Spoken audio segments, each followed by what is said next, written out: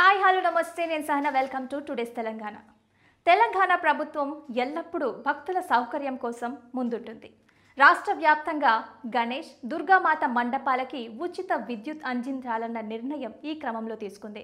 అయితే అనుమతి పొందిన ప్రతి మండపానికి లైటింగ్, భక్తుల రాకపోకలకి అవసరమైన విద్యుత్ వినియోగం పూర్తిగా ఉచితంగా ఇవ్వబడనుంది. భాగ్యనగర్ గణేష్ ఉత్సవ సమితి చేసిన విజ్ఞప్తిని పరిగణలోకి తీసుకొని ప్రభుత్వం ఈ నిర్ణయం తీసుకోవటం విశేషం.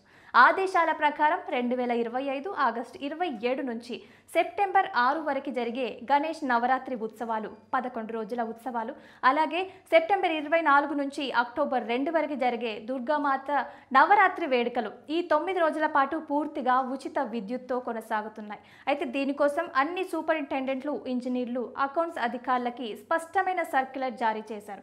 అదనంగా మండపాల నిర్వాహకులకు సంబంధిత రిజిస్ట్రేషన్ స్లిప్పులు సమర్పించాలని కూడా ఉంటుంది. అయితే విద్యుత్ వినియోగానికి సంబంధించిన ఖర్చు లెక్కలు ప్రొఫార్మా 1, ప్రొఫార్మా 2 రూపాయలలో సమర్పించాలని సూచనలు జారీ చేశారు.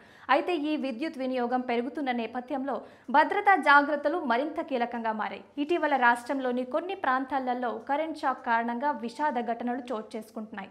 మండపాల్లో వైర్లు, కనెక్షన్లు సరిగ్గా అమర్చకపోవటం, రక్షణ లేకుండా ప్లగ్ పాయింట్లు వదిలేయటం వల్ల ఈ ప్రమాదాలు జరుగుతున్నాయి. కాబట్టి నిర్వాహకులు ఖచ్చితంగా నాణ్యమైన వైర్లు, ఎర్తింగ్ సదుపాయాలు ఏర్పాటు చేసి ఫ్యూజ్ వ్యవస్థలు తప్పనిసరిగా వాడాలని అధికారులు సూచిస్తున్నారు. భక్తులు కూడా జాగ్రత్తగా ఉండి తడి చేతులతో విద్యుత్ పరికరాలని తాకకూడదని హెచ్చరికలు జారీ చేస్తున్నారు.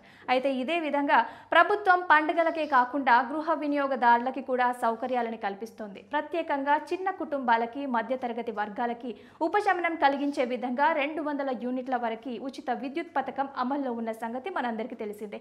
అయితే ప్రభుత్వం అమలు చేస్తున్న 6 గ్యారంటీలలో ఎక్కువగా వినియోగిస్తున్న పథకం ఈ ఉచిత విద్యుత్ పథకమే.